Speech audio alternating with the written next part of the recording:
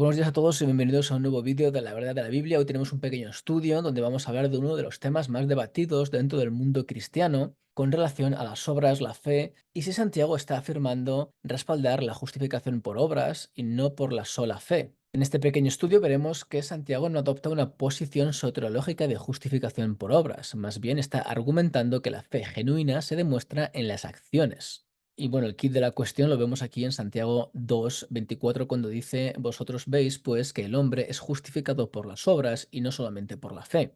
Para algunos estas palabras son una contradicción de los principios de sola fide y la justificación enseñada por Pablo, hasta tal punto que el gran reformador Lutero pensó que Santiago carecía de cualquier conocimiento o fundamento teológico genuino. Aunque una lectura prima facie o directa del texto puede transmitir una idea de justificación por la fe y las obras, es necesario comprender el argumento que presenta Santiago a la luz del contexto y la situación en la que se presentó este mismo argumento, y es lo que siempre hacemos hincapié en este canal. El contexto es lo más importante y es lo que tenemos que tener en cuenta a la hora de poder evaluar las palabras que se dicen realmente en cualquier lugar, ¿no? Por esta razón, antes de profundizar en las palabras de Santiago, en Santiago 2:24, las que hemos visto, es esencial comprender el trasfondo contextual en el que Santiago escribió estas palabras. Por ejemplo, en la introducción de la carta, Santiago 1, del 1 al 7 o 1 al 6, por ejemplo, aquí vemos la audiencia de la carta de Santiago, y aunque esta audiencia todavía está en disputa, algunos creen que la identidad de los lectores se encuentra en una diáspora pospaulina o en un contexto palestino-sirio de antes de la guerra. No está claro tampoco si Santiago se dirige a los judíos de la diáspora o si se refiere a un Israel metafórico, por lo tanto incluyendo a los gentiles. Sin embargo, hay un denominador común en la carta de Santiago que vale la pena señalar antes de entrar a Santiago 2:8 al 26. La carta comienza con algunas indicaciones de los problemas que enfrentaban los destinatarios de esta carta. Inicialmente se mencionan diferentes tipos de pruebas, en griego periasmos a quien interese, y cómo esta prueba produce paciencia, que conduce a un estado maduro y abundante.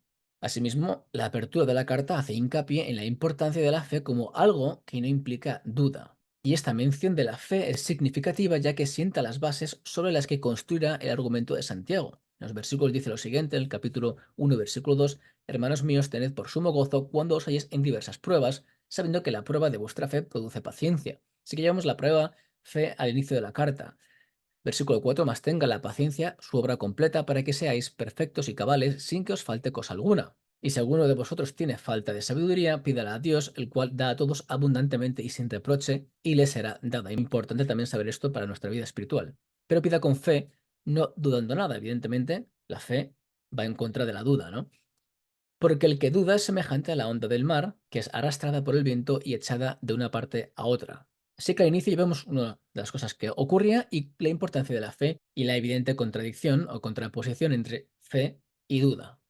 Más adelante, Santiago volverá a plantear el tema de las pruebas a su audiencia. Esto lo vemos en el versículo 12 del capítulo 1 y cómo estas pruebas o tentaciones no son de Dios. Aquí es cuando dice, cuando alguno es tentado, no diga que es tentado de parte de Dios, porque Dios no puede ser tentado por el mal ni él tienta a nadie. Luego dice en el versículo 14, sino que cada uno es tentado cuando es de su propia concupiscencia es atraído y seducido, entonces la concupiscencia, después que ha concebido, da a luz el pecado, y el pecado, siendo consumado, da a luz la muerte. Amados hermanos míos, no erréis, toda buena dádiva y todo don perfecto desciende de lo alto, del Padre de las luces, en el cual no hay mudanza ni sombra de variación.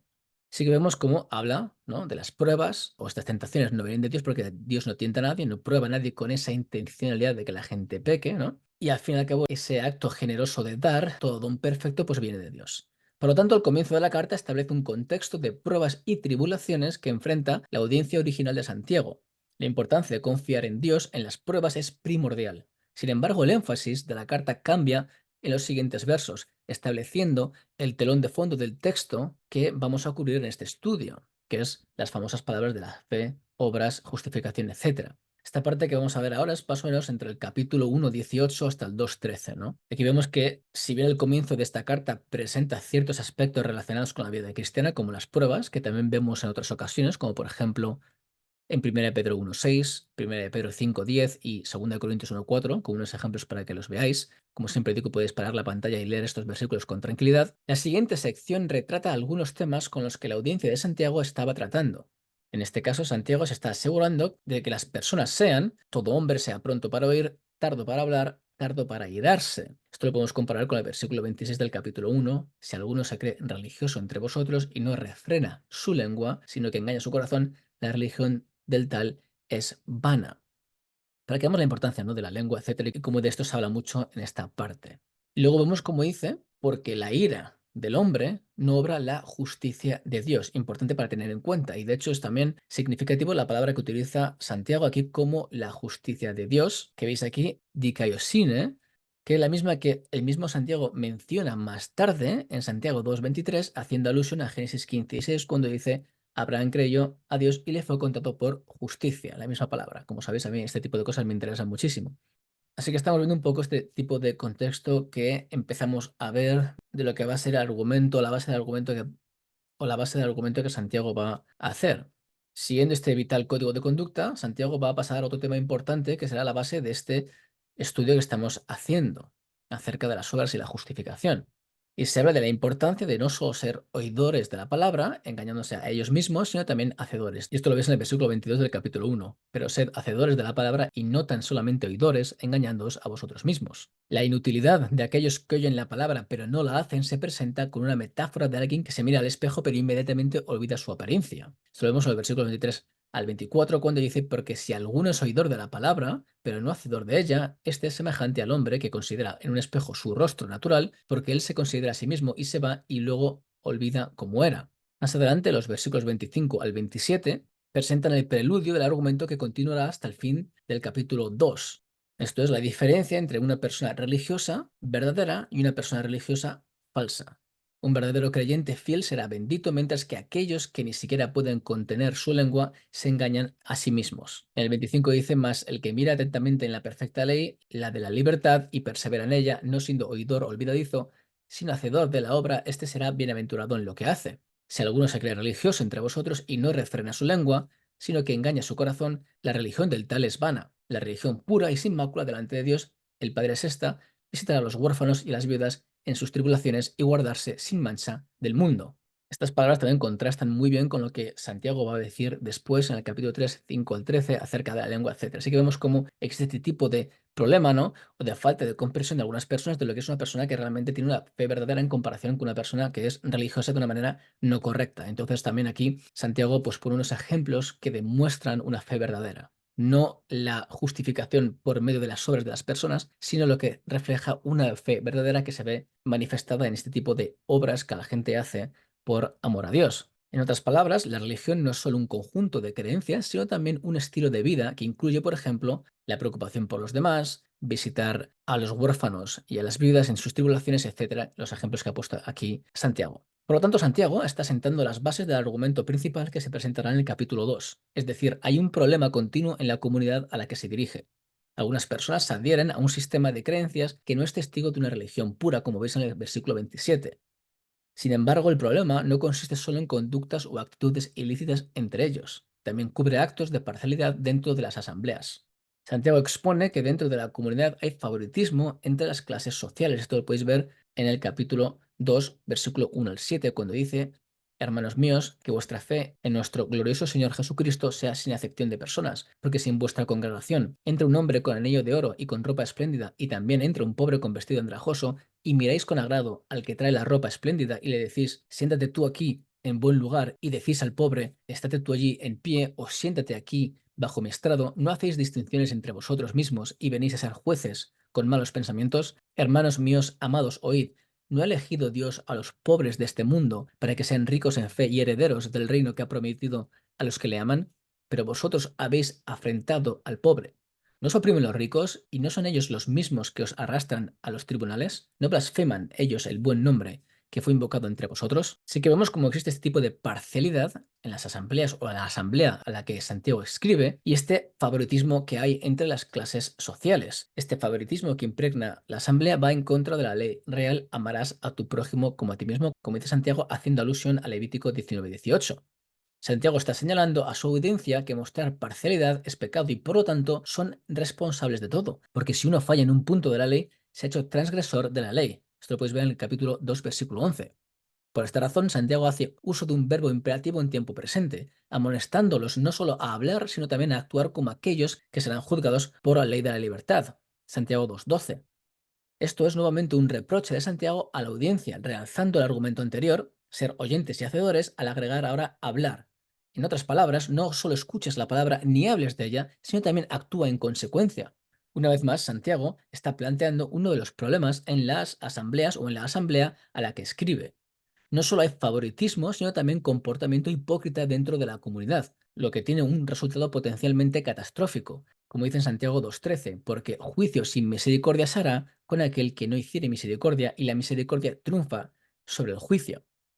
Sí que hasta ahora Santiago ha dedicado una gran parte considerable de su carta a cuestiones dentro de la comunidad a los que su carta inicialmente fue dirigida. Desde una posible justificación de su pecado al afirmar que Dios los estaba tentando, ¿no? Una posible acusación, ¿no? Y justificación de su pecado en el capítulo 1, 13 al 16 que hemos visto, hasta impulsos pecaminosos contra otros, versículo 19 al 21 del capítulo 1, hasta actos de parcialidad que contaminan la ley de Dios.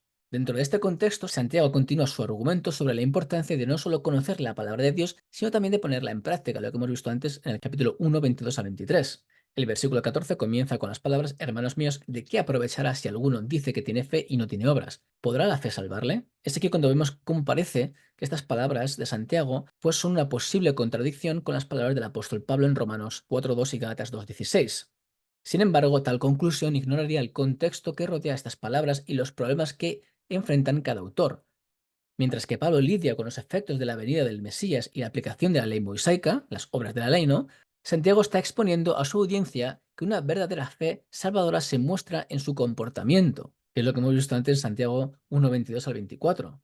Para respaldar su punto, Santiago presenta el ejemplo de un hermano o hermana que necesita alimento y ropa. Esto lo podéis ver en el capítulo 2, 15 al 16. Y si un hermano o una hermana están desnudos y tienen necesidad del mantenimiento de cada día y alguno de vosotros les dice: id en paz, calentaos y saciaos, pero no les dais las cosas que son necesarias para el cuerpo, ¿de qué aprovecha? En este caso, si uno actúa conforme a la ley, en Deuteronomio 15, 7 a 8 lo podéis ver, se deben satisfacer las necesidades del hermano y de la hermana. Sin embargo, no hacerlo demostraría que tienen conocimiento de la ley, son oidores, pero no la obedecen, porque inherentemente no confían en ella. La conclusión a la que llega Santiago es que una fe que no va acompañada de obras está muerta. Por eso en el capítulo 2:17 dice: así también la fe, si no tiene obras, es muerta en sí misma. El caso que Santiago presenta inmediatamente después es un testimonio del punto que plantea sobre la diferencia entre una fe genuina y una fe falsa, o en este caso una fe muerta. Una persona fiel cuyas obras reflejan un compromiso con Dios dejará expuesta a una persona que es oyente o hablante pero no hacedor, que es lo que hemos visto antes en Santiago 1:22 y en Santiago 2:12. Es notable el énfasis que hace Santiago en el versículo 19 con los demonios usando sarcasmo. Cuando dice: tú crees que Dios es uno, bien haces, también los demonios creen y tiemblan. Los demonios evidentemente saben que Dios es uno, sin embargo, un asentimiento intelectual de la realidad de Dios sin una lealtad es inútil. Con el ejemplo de los demonios, Santiago vincula inherentemente la fe previamente muerta de los demonios mismos, para hacer esta comparativa. Otra evidencia de que Santiago está tratando los frutos de la fe como una huella de una lealtad genuina a Dios y no el prerequisito para la salvación se puede captar en el versículo 20, donde dice: mas quieres saber, hombre vano, que la fe sin obras es muerta. La metáfora de una fe muerta, estéril en otros manuscritos, y sin obras apunta a los frutos naturales de la fe, es decir, las obras, y no la condición de la salvación. Y esto es importantísimo poderlo entender. En otras palabras, la verdadera fe resulta en obras que respaldan la lealtad que uno tiene hacia Dios, o la fe que uno tiene hacia Dios. Así que vemos cómo Santiago está poco a poco exponiendo este tipo de argumentación que está basada en los problemas que había en la congregación o en las congregaciones a las que escribía. Hasta este punto, Santiago ha mencionado o aludido a ciertas partes del Antiguo Testamento para apoyar este argumento. Sin embargo, en el siguiente segmento, capítulo 2, 20 al 23, Santiago mencionará a una de las figuras más influyentes en la Biblia, a Abraham. Esto lo veis en el 20 al 23, cuando dice: mas ¿quieres saber, hombre vano, que la fe sin obras es muerta? ¿No fue justificado por las obras Abraham nuestro padre cuando ofreció a su hijo Isaac sobre el altar? ¿No ves que la fe actuó juntamente con sus obras y que la fe se perfeccionó por las obras? Y se cumplió la escritura que dice: Abraham creyó y le fue contado por justicia y fue llamado amigo de Dios. Aunque la cita que Santiago usa sobre la justificación de Abraham por la fe, que veis en Génesis 15, 6, es la misma que utiliza Pablo con otros propósitos en Romanos 4:3 y Gálatas 3:6, como veis en pantalla, el énfasis de Santiago en los resultados de una fe genuina todavía están presentes. El hecho de que Santiago categorice como un hombre vano a aquel que no entiende este concepto de una fe verdadera, demostrada por las obras, prueba la convicción de Santiago en esta verdad bíblica. Esto se puede ver en los versículos 21 al 22 con el ejemplo de Isaac y Abraham, que hace referencia a Génesis 22, 1 al 19. Aunque temporalmente Abraham fue declarado justo por Dios cuando creyó en la visión de Dios, esto lo podéis ver en Génesis 15, 1 al 6, la fe de Abraham se consolidó por su obediencia a la palabra de Dios. Sé que la manera en la que aborda esto no es inherentemente diferente a la que habla Pablo. Santiago está hablando a una audiencia diferente en un contexto diferente, enfatizando en lo que constituye una fe genuina. Por eso, Santiago ofrece otro ejemplo del Antiguo Testamento, el ejemplo de Rahab, que se encuentra en Josué 2, cuando dice asimismo, también Rahab la ramera no fue justificada por obras cuando recibió a los mensajeros y los envió por otro camino. Este ejemplo es significativo porque trata también de la fe y de las acciones relacionadas con esta fe. Rahab era ramera y aunque la mayoría de los intérpretes actualmente la ven como una prostituta secular, sin ningún culto o conexiones sagradas, definitivamente no era una prosélita judía. Sin embargo, Rahab mostró conocimiento del Dios israelita. No solo sabía acerca de los hechos de Dios en el Mar Rojo y el destino que enfrentaron los reyes de los amorreos, esto lo podéis ver en Josué 2:10, sino que también sabía que Dios les dio la tierra a los israelitas, Josué 2:9, como podéis ver en pantalla. La fe de Rahab mostró temor del Señor y un conocimiento absoluto de una verdad ontológica acerca del Señor. En sus propias palabras, versículo 11 de Josué 2, porque Jehová vuestro Dios es Dios arriba en los cielos y abajo en la tierra. Sin embargo, la fe de Rahab no comprendió solo un asentimiento intelectual, sino también un asentimiento factual cuando recibió a los mensajeros de Josué. Esto lo puedes ver en Santiago 2:25 en comparativa con Josué 2:1 al 21. La fe en acción de Rahab también se contrastaba con la de otros habitantes de Jericó que conocían del Señor y cuyos corazones se desmayaron y se quedaron sin aliento, sorprendentemente similar al ejemplo puesto anteriormente por Santiago acerca de los demonios, pero no obedecieron ni se entregaron a Dios. Para concluir el argumento que Santiago está haciendo respecto a la correlación entre la fe y las obras y cómo ambas juntas demuestran una fe genuina, Santiago hace uso de un símil cuando dice, porque como el cuerpo sin espíritu está muerto, así también la fe sin obras está muerta. Esto lo podéis ver en Santiago 2:26. Santiago quizás está aludiendo a Génesis 2:7, también algo parecido en 1 Corintios 15:45, pues está concluyendo que tanto la fe sin obras como el cuerpo sin espíritu están ambos muertos. En otras palabras, así como un cuerpo sin espíritu no representa vida, la fe sin obras no representa la fe verdadera. Sí que creo que este análisis demuestra que en el contexto que Santiago escribe no muestra una evidencia de que Santiago abogue por una salvación por obras. Santiago señala el problema de una fe muerta que no da fruto. Además, el argumento de Santiago no es único en el Nuevo Testamento. La importancia de dar fruto debido a la fe es un tema esencial en la palabra de Dios. Por ejemplo, Jesús hizo uso de un argumento similar cuando habló de los dos fundamentos y de cómo deben actuar los oyentes. Esto lo podéis ver en Mateo 7:24 al 29 y Lucas 6:46. Por ejemplo, en Lucas 6:46, ¿por qué me llamáis Señor, Señor y no hacéis lo que yo digo? En Mateo 7:24 al 29, cualquiera pues que me oye estas palabras y las hace, le compararé a un hombre prudente que edificó su casa sobre la roca. Descendió la lluvia y vinieron ríos y soplaron vientos y golpearon contra aquella casa y no cayó porque estaba fundada sobre la roca. Así que vemos aquí oír y obedecer.